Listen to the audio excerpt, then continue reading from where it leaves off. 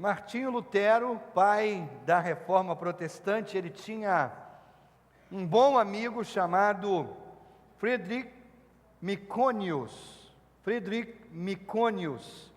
Em 1540, Myconius ficou muito doente e todos esperavam que ele iria morrer logo. Então, no seu leito de morte, ele escreveu uma mensagem de despedida para o seu amigo Lutero.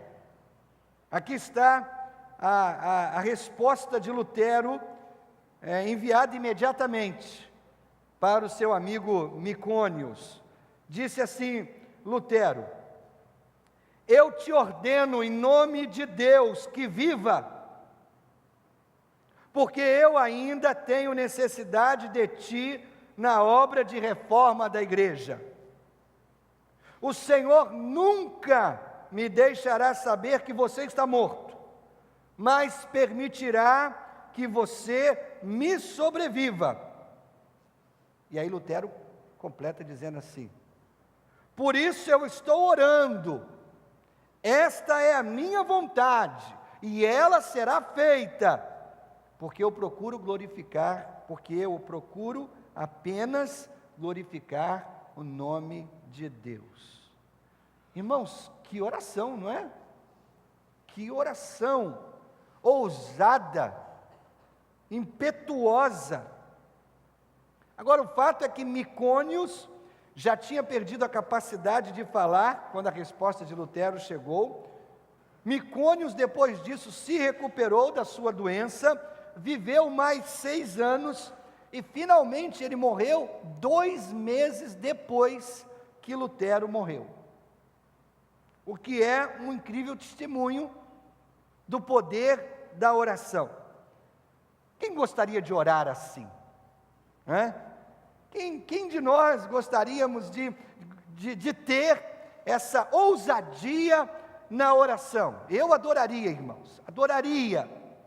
Agora, uma das melhores maneiras da gente aprender a orar é estudar as orações na Bíblia. Ao ouvi-las através dos séculos, nós aprendemos muito sobre o conteúdo da oração, a intensidade com que nós devemos orar. É claro, irmãos, o conteúdo é óbvio. Talvez os nossos conteúdos já sejam suficientes, mas esse conceito de intensidade pode ser novo para algumas pessoas. Porque, irmãos, muitos cristãos contemporâneos encontram-se facilmente distraídos quando eles estão orando. A mente vaga para tantos lugares, tantos pensamentos. Se a verdade fosse dita, muitas vezes nós estamos brincando em nossas orações, em vez de nos aproximar da oração com intensidade profunda. Nós estamos brincando na oração. Como isso, irmãos, é diferente das orações de Moisés, das orações de Davi, das orações de Daniel, das orações de Paulo. Esses homens de Deus oraram, como a gente acabou de cantar, eles oraram com fogo na alma, eles clamaram a Deus como o seu único socorro, e eles fizeram de Deus seu único foco. Parece que eles conseguiam excluir todas as outras coisas, parece que eles conseguiam excluir o mundo ao seu redor e focavam só em Deus. Há uma grande lição aqui, irmãos, se a gente tiver cuidado para entendê-la. A oração realmente é a janela da alma, preste atenção nisso. A oração é a janela da alma. O que nós oramos, nós cuidamos. O que nós oramos, nós cuidamos. Todos nós só oramos aquilo pelo qual nós nos interessamos. Se não há interesse, nós não oramos. Porque nós só oramos aquilo que nos interessa. O inverso também é verdade. O que nós não oramos, não interessa. O que nós não oramos, não tem importância. E esse é um pensamento solene e convincente. Embora a gente tente escapar da força desse pensamento, a gente não pode fugir à verdade dele. Porque nós só oramos aquilo pelo qual nós nos importamos. E todos nós podemos falar o que nós queremos, sobre o quanto algo significa para nós, mas até que a gente traga isso diante de Deus, de fato, não interessa. Até que a gente ore por aquilo, nós não podemos realmente dizer que nos preocupamos profundamente com aquilo, porque o que nós oramos, nós damos valor. O que nós não oramos, não tem valor. Agora, irmãos, há pelo menos 3 coisas que nos impedem na área da oração. 3 coisas. Em primeiro lugar, nós achamos que nós não oramos com frequência suficiente. Todos nós achamos isso. Segundo, nós nos preocupamos com o fato de não estarmos usando as palavras adequadas. Nós nos preocupamos com o fato de estar falando as coisas erradas, de estarmos usando as palavras erradas. Terceiro, nós pensamos que não temos fé suficiente. Ou mais precisamente, nós temos certeza que não temos fé suficiente para ser ouvidos por Deus. E isso tudo, irmãos, junto, torna a oração enfadonha, chata, um exercício obrigatório, algo inócuo, algo inútil. É por isso, irmãos, que aqui e ali na Bíblia, nós encontramos orações registradas dos grandes santos de Deus, dos grandes homens de Deus. Nós ouvimos como Moisés suplica ao Senhor, nós ouvimos como Neemias coloca os seus problemas diante de Deus. Em João 17, nós temos uma oração enorme feita pelo próprio Jesus. Enfim, espalhadas em todas as epístolas, nós encontramos algumas orações curtas feitas pelo apóstolo Paulo. E o objetivo dessa série de mensagens é olhar para as orações de Paulo, é olhar para aquilo pelo qual ele orava, entender o que ele dava valor, entender o que para ele era importante, e isso vai nos ajudar a mudar as nossas orações. Essas orações bíblicas nos são dadas como modelos, como exemplos. Elas não são fórmulas a serem seguidas cegamente, elas são orientações, elas são caminhos, elas podem moldar o nosso pensamento quando nós nos apresentamos diante de Deus em oração. Essas orações modelo que nós encontramos na Bíblia, nos ajudam quando precisamos, e todos nós precisamos de ajuda na oração. Então, se você observar com muito cuidado as orações feitas na Bíblia, isso ajuda a sua vida de oração. Eu sou especialmente grato pela oração de hoje, Efésios, capítulo 3, do versículo 14 em diante. Até na Nova Versão Internacional, o título dessa sessão é a oração de Paulo pelos santos. Então, começa o texto dizendo aí: por essa razão, ajoelho-me diante do Pai, do qual recebe o nome toda a família, nos céus e na terra. Oro para que com as suas gloriosas riquezas, Ele os fortaleça no íntimo do seu ser, com poder, por meio do seu Espírito, para que Cristo habite no coração de vocês, mediante a fé. E oro para que, estando arraigados e alicerçados em amor, vocês possam, juntamente com todos os santos, compreender a largura, comprimento, a altura e a profundidade, e conhecer o amor de Cristo, que excede todo conhecimento, para que vocês sejam cheios de toda a plenitude de Deus. Aquele que é capaz de fazer infinitamente mais do que tudo que pedimos ou pensamos, de acordo com o seu poder que atua em nós. A Ele seja a glória na igreja e em Cristo Jesus, por todas as gerações, para todos sempre. Amém. Irmãos, essa é uma das maiores orações de toda a Bíblia. Um escritor sagrado chamou de o Santo dos Santos na vida cristã. Outro intérprete da Bíblia chamou essa oração de uma oração pelo impossível. Acredito que essa descrição seja muito apropriada. Essa é a segunda oração de Efésios. Na semana passada nós vimos a primeira oração, lá no capítulo 1. A primeira oração diz assim: Deus, abre os olhos do meu coração. Você lembra disso? Para que os olhos do coração devem ser abertos? Para eu conhecer melhor a Deus. E quando eu conhecer melhor Deus, eu vou ver 3 coisas. Eu vou ver o que Deus já me deu, as bênçãos que Ele já me derramou sobre a minha vida. Eu vou ver o que Deus está providenciando para mim aqui e agora. E eu vou ver as promessas futuras de Deus. Então a primeira oração é por iluminação. A segunda oração é por habilitação. Me habilita, Deus, me torna capaz, Senhor. Se a primeira oração é por conhecimento, a segunda oração é por poder. Poder. Quando nós olhamos para essa oração, mais uma vez, é fácil de se perder, irmãos, em tantas coisas. Numa primeira leitura, isso parece ser um arranjo complexo de frases jogadas umas em cima da outra. E no final, versículo 20 e 21, Paulo faz um hino de louvor a Deus. Mas antes, nossa, são muitas frases. E aí se a gente olha para isso dessa forma, olha para essa oração dessa forma, a gente perde o foco principal.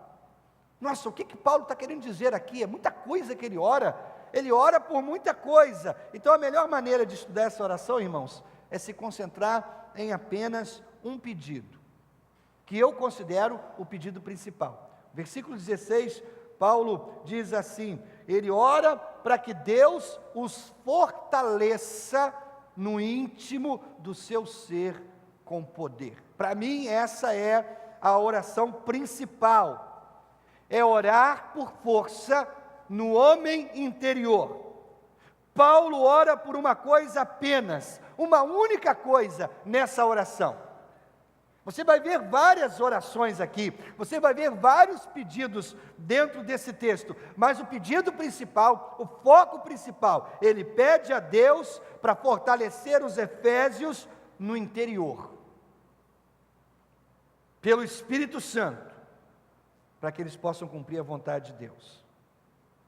Embora, irmãos, essa oração tenha muitas partes, ela se eleva até um clímax, há apenas um pedido nela. Um único pedido. Então, se você tiver isso em mente, você entende o texto. Qual é esse único pedido? Que Deus fortaleça vocês, no interior de vocês, pelo Espírito Santo. Que Deus dê poder no homem interior de vocês. Agora, como é que eu posso ter certeza que esse é o pedido básico? Aí eu olho para o versículo 13, antes dele começar essa oração. Porque, veja bem, no versículo 14, ele começa assim: por essa razão. Que razão? Versículo 13, o texto anterior. Então, por essa razão, por causa disso, eu oro aquilo. Então, por que razão ele ora isso? Versículo 13, diz assim: portanto, peço-lhes que não se desanimem por causa das minhas tribulações em seu favor, pois elas são uma glória para vocês. Paulo diz assim: não desanimem. Pode ser traduzido como não desista. E isso é extremamente relevante, porque, irmãos, tantas coisas minam as nossas forças, não é verdade?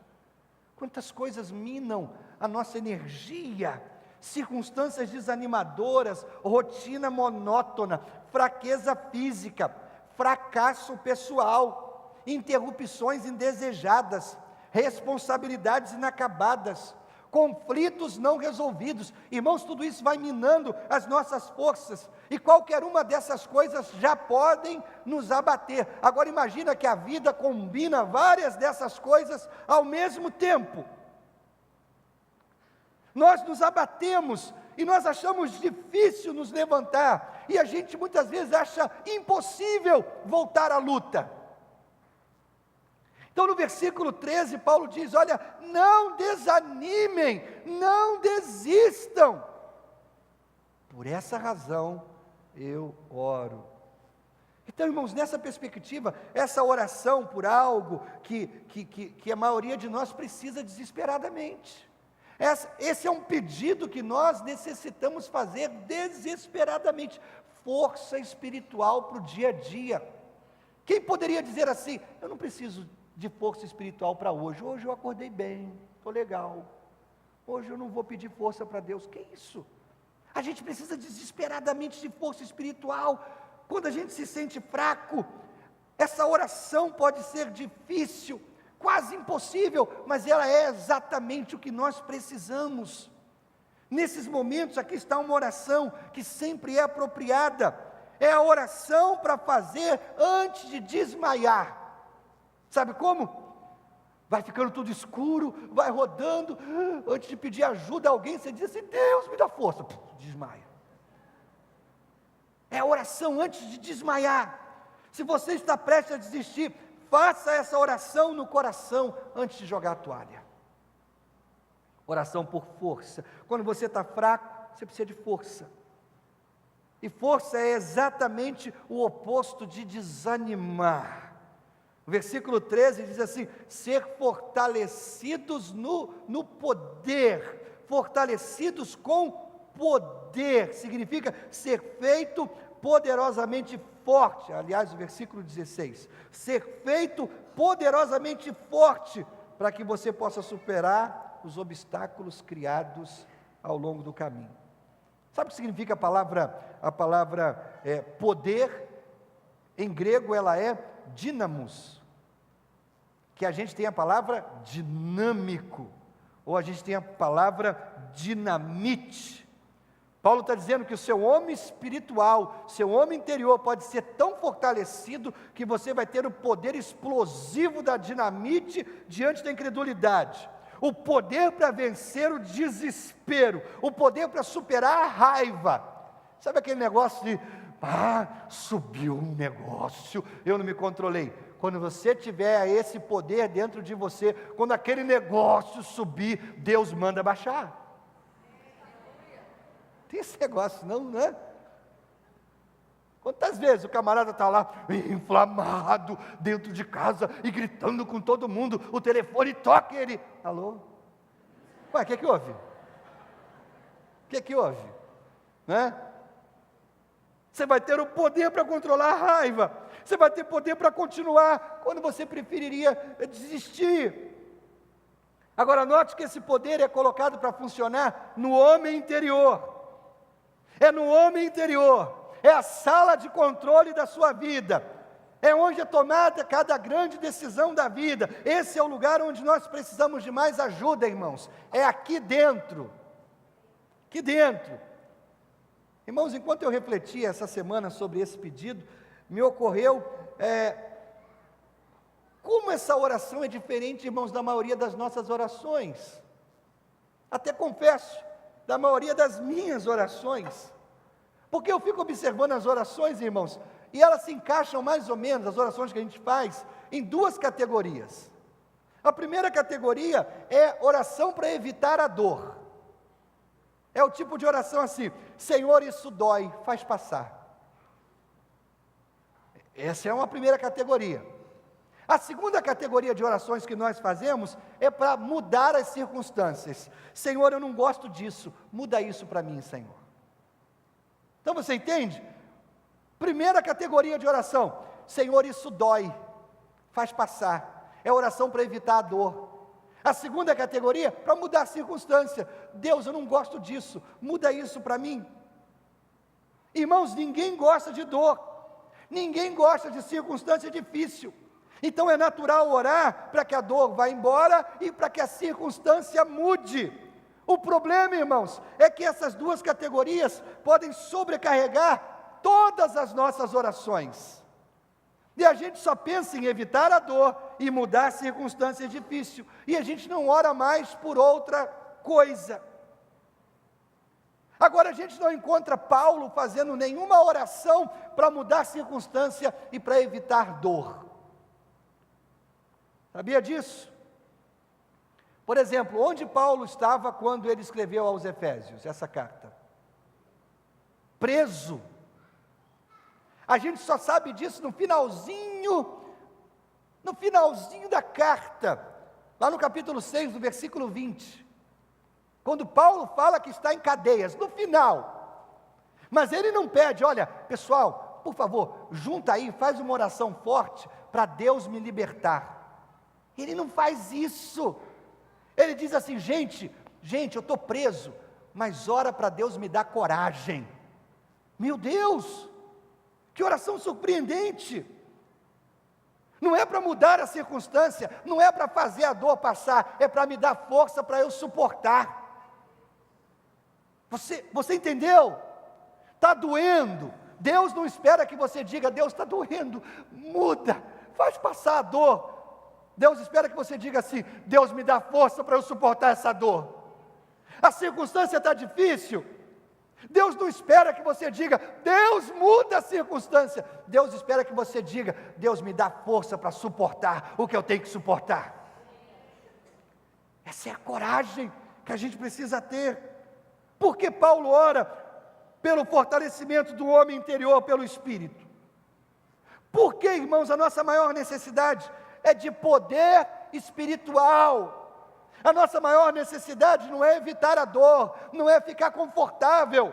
A nossa maior necessidade é poder espiritual. Nenhum crente chega ao nível em que ele não precisa mais do poder de Deus. Semana passada eu falei daquela figura das legiões romanas entrando na cidade de Roma.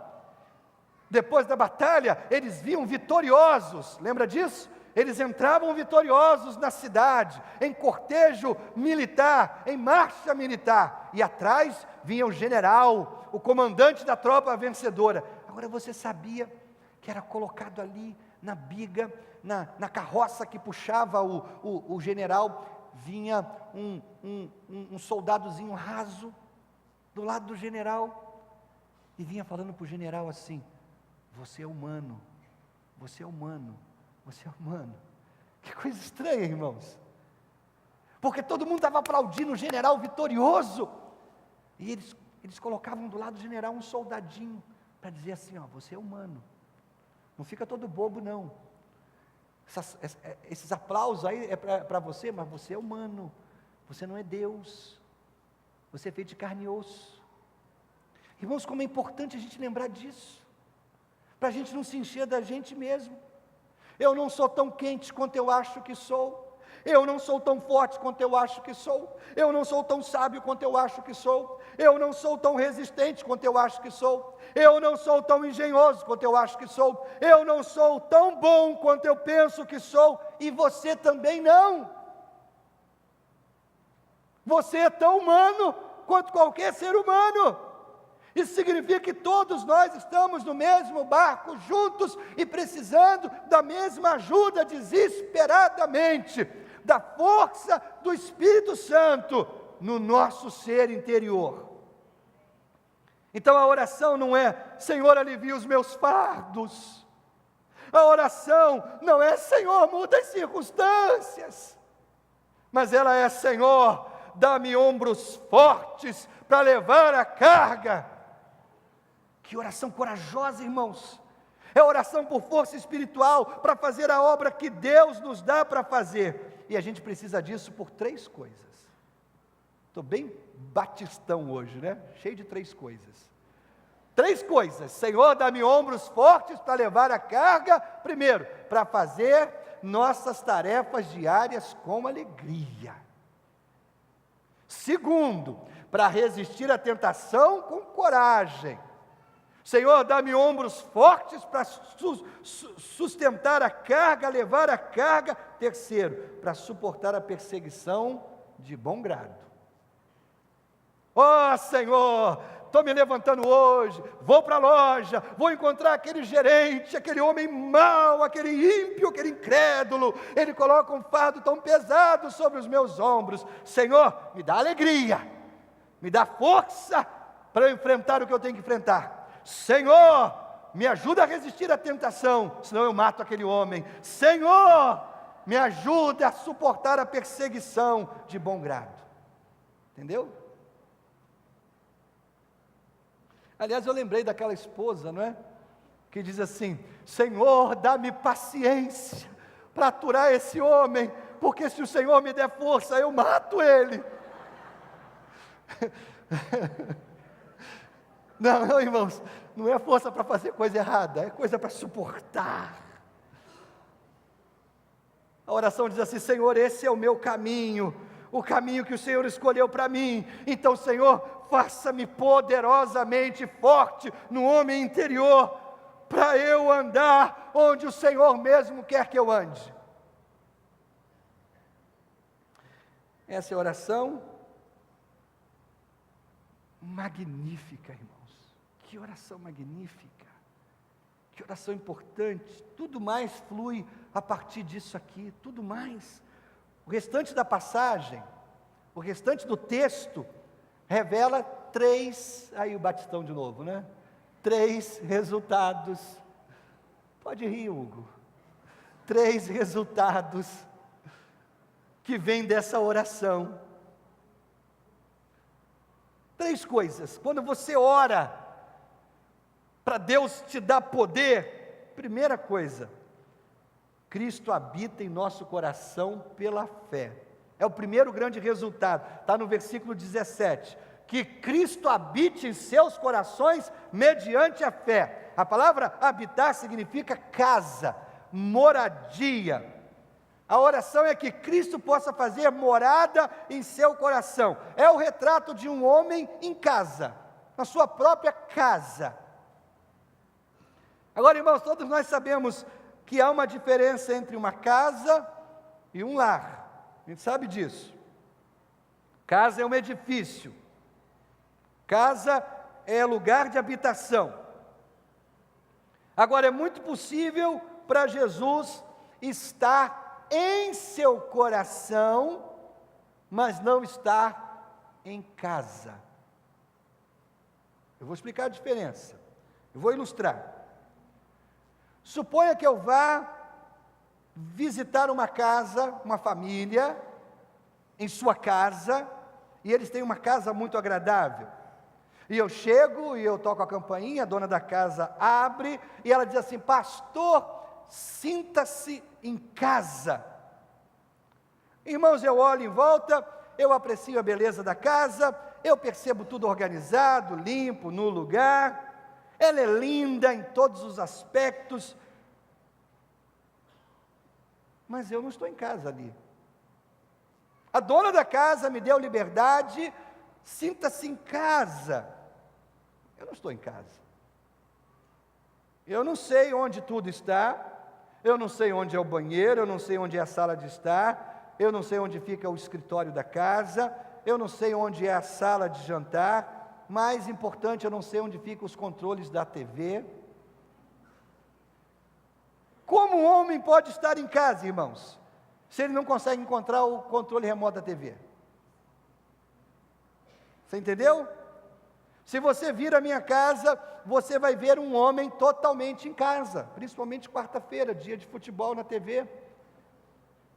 Totalmente em casa. E você pode ter certeza que quando o futebol de quarta à noite começar, eu vou saber exatamente onde o controle da TV está, do meu lado, porque eu estou em casa. Para ilustrar isso ainda mais, nós vamos pensar no nosso coração como uma casa, cheia de cômodos.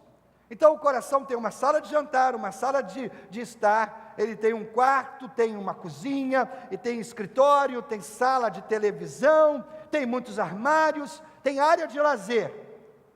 Muitos crentes mantêm Jesus na varanda. E diz assim: Jesus, eu tenho você aí na varanda, muito bem, agora fique lá. não incomode o resto da casa. Mas, irmãos, o Senhor quer entrar em todos os cômodos. Ele quer entrar na cozinha, no quarto, na biblioteca, na sala de TV, no seu escritório. Ele quer ter acesso a todos os seus armários. Ele quer ter acesso à área de lazer do seu coração. Mas se você mantém as portas trancadas, fechadas, Ele nunca pode estar em casa. Paulo está dizendo, quando vocês forem fortalecidos no homem interior, isso vai habilitar Jesus a estar em casa. Em casa. A questão não é quanto eu tenho do Senhor, é quanto o Senhor tem de mim. Essa é a questão. Não é quanto eu tenho de Deus. Nossa, você é cheio de Deus. Não. A grande questão é quanto Deus tem de mim. Essa é a grande questão. Ó Cristo, entre, purifique a minha mente, limpe os meus pensamentos, guie meus lábios, endireite o meu caminho. Eu estou me entregando, cada parte, eu estou entregando para Deus. Então essa é uma oração por uma experiência mais profunda com Cristo.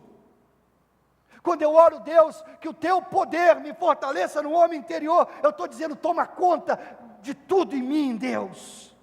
Você pode chamar do que você quiser, santificação, segunda bênção, batismo com o Espírito Santo, entrega total, plenitude do Espírito. Eu chamo o que nós precisamos desesperadamente e a maioria não tem. É como eu chamo isso.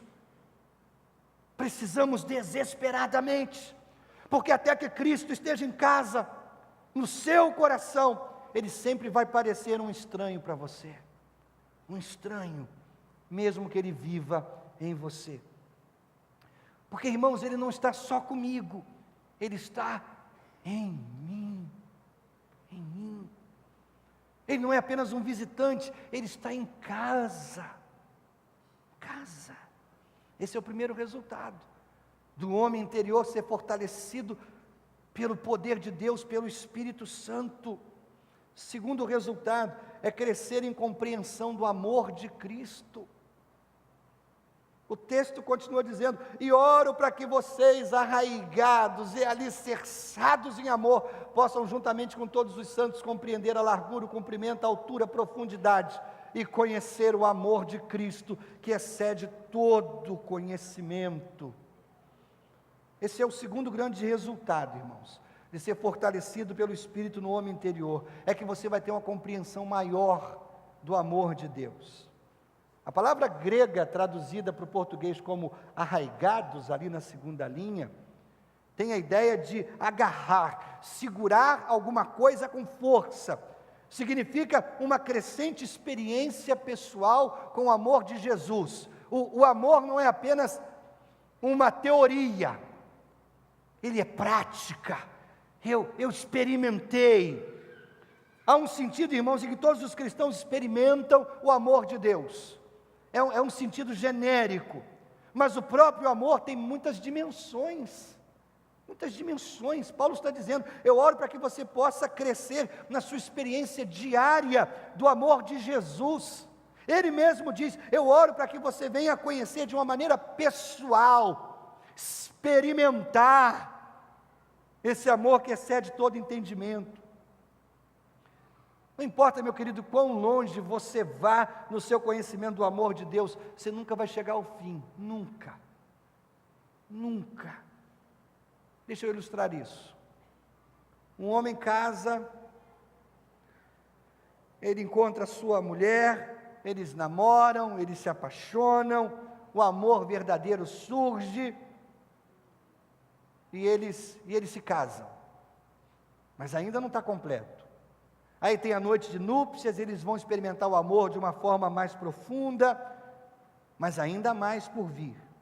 E à medida que os anos passam, o amor romântico dá lugar àquele amor que nasce de compromisso, de algo mais profundo, mais sólido, vem com as mudanças das estações da vida, e assim o marido pode realmente dizer, lá pelo 10º ano, 15º ano, ele pode dizer, querida, eu te amo mais hoje do que lá atrás. Irmãos, isso é mais do que poesia. Isso é realidade de um bom relacionamento. O amor tem espaço para crescer. Agora, você pode aplicar esse princípio ao reino espiritual? A sua relação com Deus? Então você vai entender o que Paulo quer dizer com largura, comprimento, altura e profundidade do amor de Cristo. A igreja primitiva tomou isso como um sinal da cruz. A igreja primitiva lia para esse texto e achava que Paulo estava falando da cruz. Quando ele fala de largura e comprimento, quando ele fala de altura e profundidade, a igreja primitiva estava certa, porque a cruz é a grande expressão do amor de Cristo. Que vocês experimentem a cruz na vida de vocês. O amor de Cristo é mais amplo que o universo, é maior que o tempo, mais espaçoso que a esperança, mais profundo que a morte. E quando nós somos fortalecidos pelo Espírito no homem interior, nós vamos chegar a uma compreensão diferente, nova, do amor de Deus. Você percebe que Paulo caminha aqui para que eu e você tenhamos uma experiência cada vez maior com Deus? Eu fico pensando, irmãos, em quantos cristãos que dizem assim: eu tenho 30 anos de cristão, mas continua um bebê na fé, porque não amadureceu nada. Pegou o primeiro ano da sua vida com Deus e repetiu 30 vezes, não saiu da primeira série. Anda 30 anos com Deus, mas está repetindo a primeira série o tempo todo, quando deveria ter passado para a segunda, para a terceira, para a 25ª, para a 30ª, mas continua repetindo a primeira série. Paulo quer que a gente se aprofunde em Deus. Terceiro e último, quando você ora por força espiritual, você tem a plenitude de Deus em sua vida. Plenitude.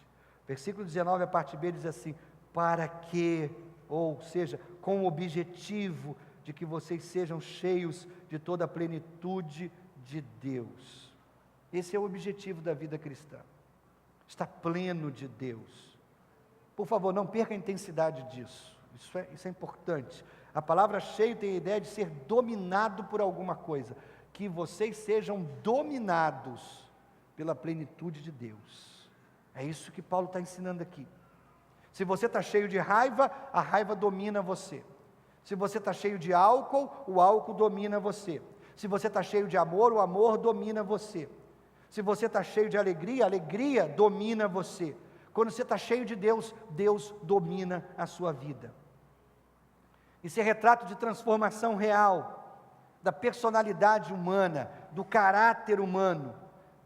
Por causa da presença de Deus na sua vida, Deus muda você. Ser preenchido com toda a plenitude de Deus é esse pensamento incrível de deixar Deus mudar a nossa vida. Isso tem implicações tremendas. Como crentes, nós fomos criados para sermos os recipientes de Deus.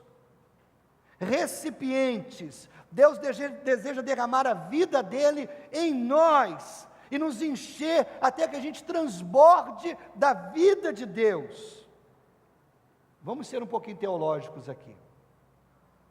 Colossenses 2:9 diz que Cristo a plenitude de Cristo deve habitar em nós, pois em Cristo habita corporalmente toda a plenitude da divindade. Quando Cristo habita em nós, a plenitude de Deus habita em nós, de maneira corpórea.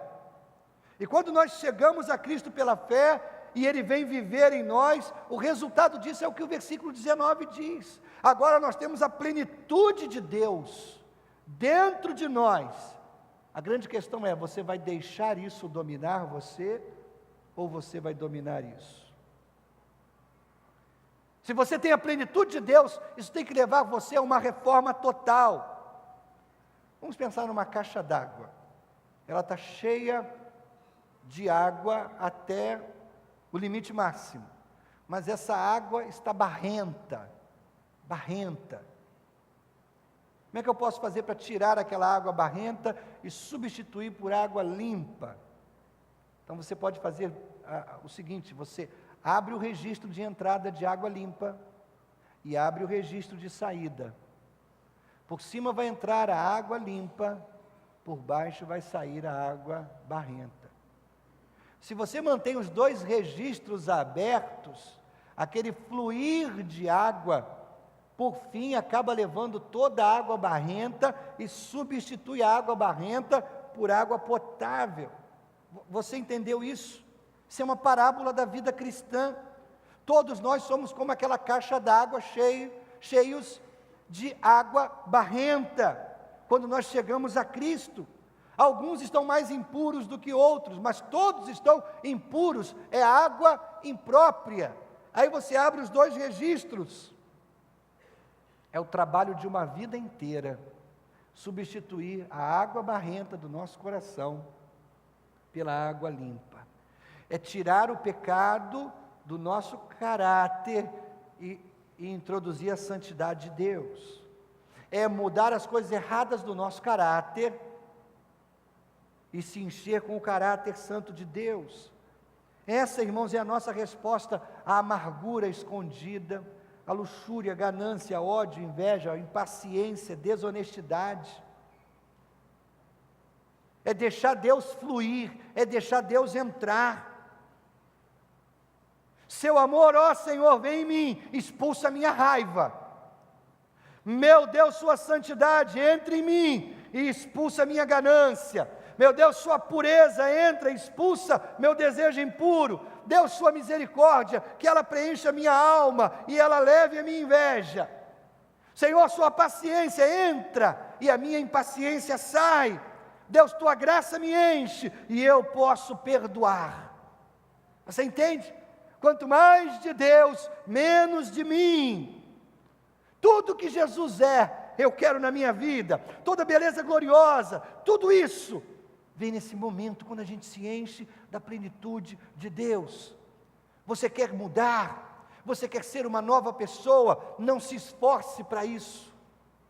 Seu esforço deve ser: Deus fortalece o meu homem interior. Dedique-se a isso. E quando você se dedicar a isso, sua vida não será mais a mesma. Essa é a oração de Paulo. É isso que precisamente o versículo 19 profetiza a respeito de cada crente, quando nós estamos cheios da plenitude de Deus.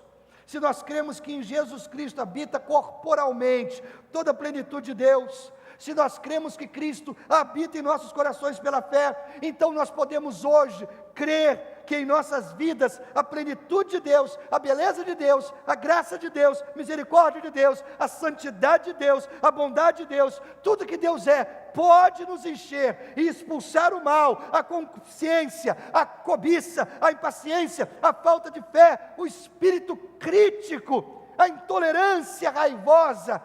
Tudo isso vai embora quando Cristo habita plenamente em nosso coração.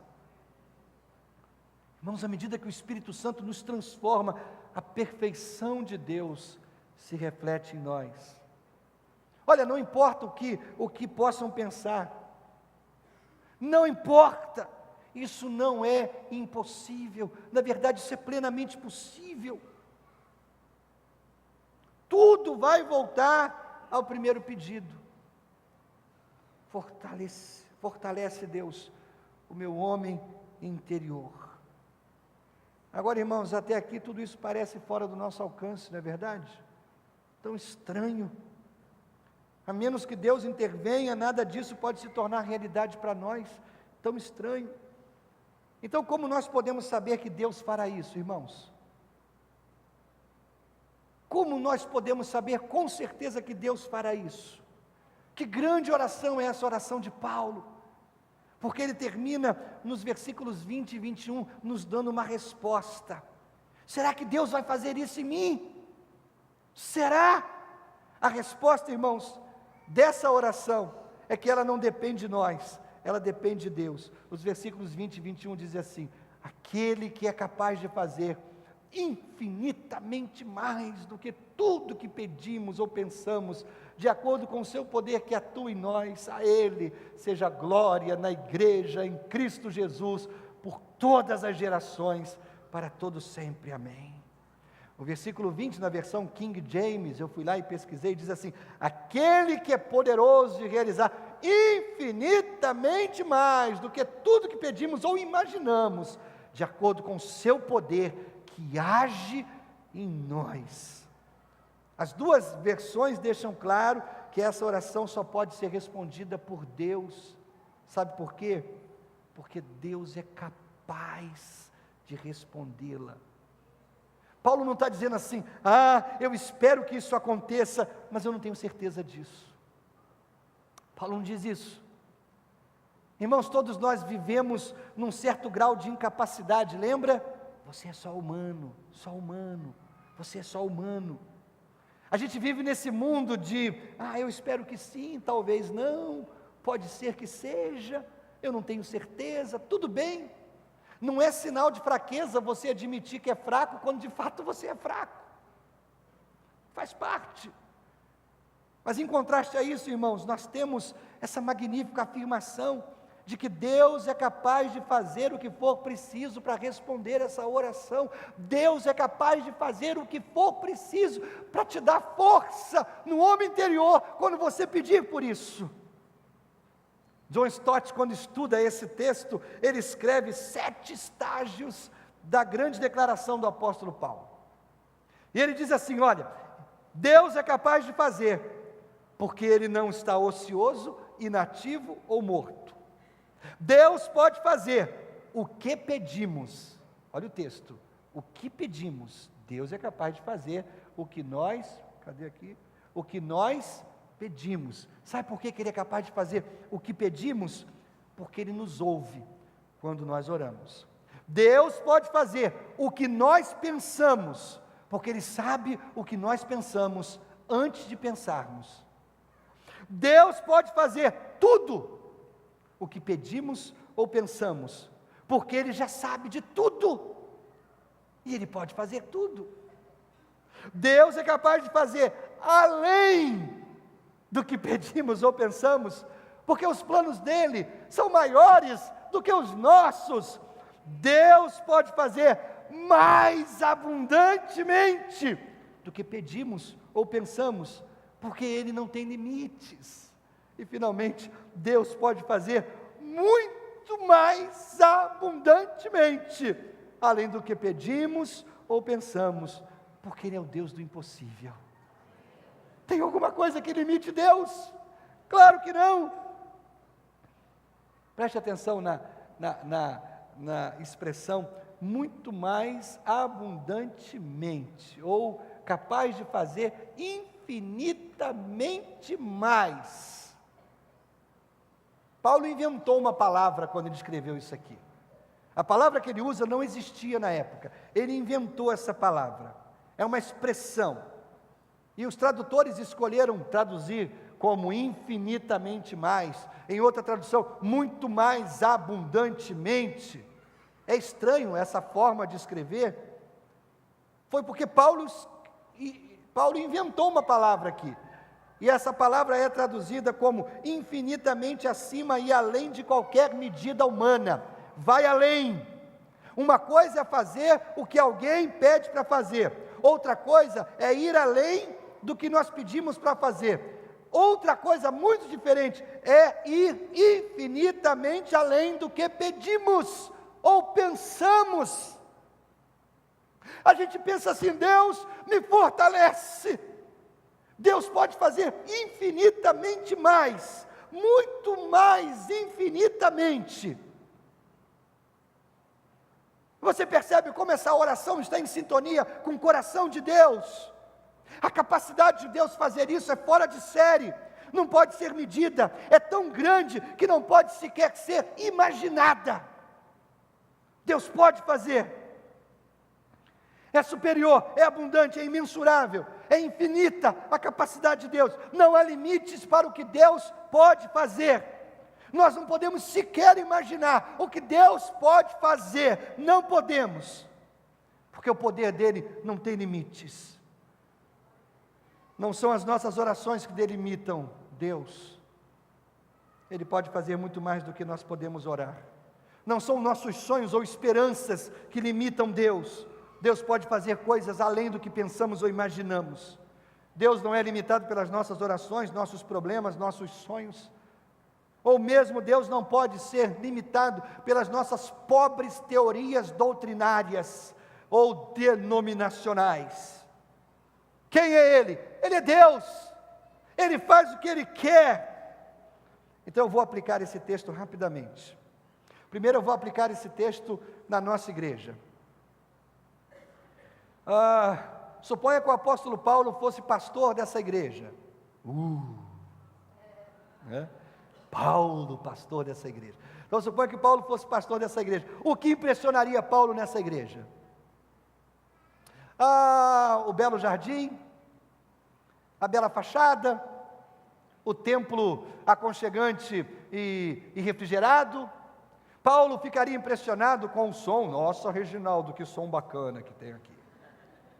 Ele ficaria impressionado com a boa música. Talvez Paulo entrasse aqui e dissesse: nossa, vocês têm PowerPoint. Eu acho que não, irmãos. Eu acho que não. Se Paulo fosse pastor dessa igreja, eu acho que cada vez que ele levantasse os olhos para o céu, ele iria ouvir Deus dizendo assim: Paulo, eu posso fazer mais nessa igreja, muito mais do que você tem pedido ou pensado. Aí isso levaria Paulo a orar por poder, e em seguida Paulo ia sair e fazer um novo projeto. Aí ele oraria para Deus, e Deus diria: posso fazer mais ainda. Aí ele vai orar, e ele vai sair para um novo projeto, e ele volta, e ele olha para Deus agora sorrindo, e Deus diz assim: eu posso fazer mais ainda, Paulo. E toda vez que ele saísse e investisse num novo projeto, Deus diria: muito mais, infinitamente mais, eu posso fazer por essa igreja, muito mais. Irmãos, nós trabalhamos com células, nós estamos investindo sério no estudo da Bíblia, nós temos um lindo trabalho com crianças, nós temos parceria com clínicas de recuperação de dependentes químicos, nós temos trabalhos em várias e diversas faixas etárias, temos seminários e treinamentos. Agora mesmo acontece um seminário de veredas antigas lá em cima, 40 pessoas estudando a palavra para Deus mudar seu coração, e nós não estamos nem arranhando a superfície do que Deus pode fazer nessa igreja. Ele diz: muito mais abundantemente eu posso fazer. Depois, a aplicação pessoal. Eu aplico na igreja esse texto, mas eu aplico na pessoa. Quando você está fraco, ore para Deus fortalecer você no homem interior, ore por isso. Essa é a oração que Deus sempre vai responder. Quando você faz essa oração, você pede para Deus agir essas 3 coisas como resultado na sua vida. Que Jesus possa estar em casa no seu coração. Segundo, que a sua compreensão do amor de Cristo cresça, se expanda. Terceiro, que a plenitude de Deus venha sobre a sua vida. Nossa maior necessidade é força, irmãos. Para de pedir para Deus acabar com a dor. Para com isso. Pedir para Deus acabar com a dor. Sabe o que os analgésicos fazem? O princípio ativo de todo analgésico não é fazer passar a dor. O princípio ativo dos analgésicos é aumentar a sua capacidade de suportar a dor. Entendeu? Você precisa de um analgésico espiritual. Não é fazer a dor passar, é suportar a dor. Não é pedir para Deus mudar a situação, a circunstância, é encarar com a força de Deus. Que o Espírito Santo possa nos fortalecer, que Cristo possa habitar em nós, que o próprio Deus possa nos encher. Você percebe que a Trindade está presente nessa oração? Eu quero concluir, irmãos, enfatizando a simplicidade da nossa resposta. Há uma palavra fundamental nesse texto, e eu passei por cima dela de propósito. O versículo 17 diz assim: que Cristo habite em seus corações mediante a fé. Como isso é simples, irmãos. Ore com fé e todas essas coisas serão derramadas sobre você. Ore com fé. Dizem que o Barack Obama tem uma maleta e ela anda sempre perto dele. É a maleta com o botão nuclear. Com aquele botão dentro daquela maleta, ele dispara o seu arsenal nuclear. A fé é o botão nuclear da vida do crente. Um único dispositivozinho, pequenininho, que faz uma diferença enorme. Fé, nada mais é exigido por Deus. Jesus vem quando a fé abre a porta. Ele traz plenitude de Deus com Ele. Essa oração trará resultados sobrenaturais sobre sua vida, quando você acioná-la com fé. Curva a sua cabeça, feche os seus olhos. Meu Deus, há tanto mais que eu poderia dizer nessa manhã, tanto mais. Eu prometo que eu vou colocar todas essas mensagens num livreto. E vou colocar um livreto na mão de cada membro dessa igreja. Meu querido, eu quero que você aprenda o segredo da vitória espiritual. O segredo da vitória espiritual é poder no Espírito Santo. No seu homem interior, Deus, eu oro para que o Senhor me fortaleça no homem interior. Age em mim, Deus, e Cristo habitará em meu coração, como dono da casa, e eu experimentarei de maneira pessoal e íntima o amor de Deus, e eu terei a plenitude de Deus em minha vida. Age em mim, Deus, age em meu coração, Deus. Eu não te peço nessa hora alívio da dor, nem mudança das circunstâncias. Eu peço força, força, para enfrentar as dificuldades da vida.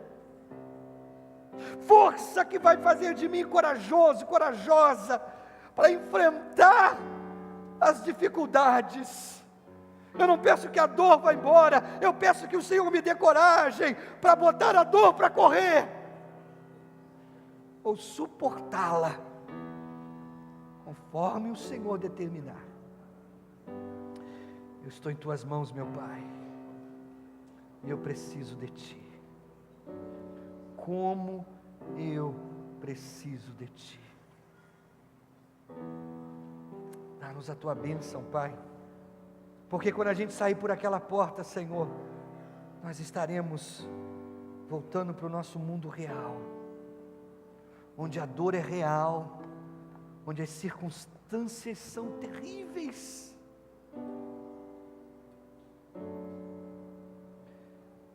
E é onde eu preciso que o Senhor me fortaleça.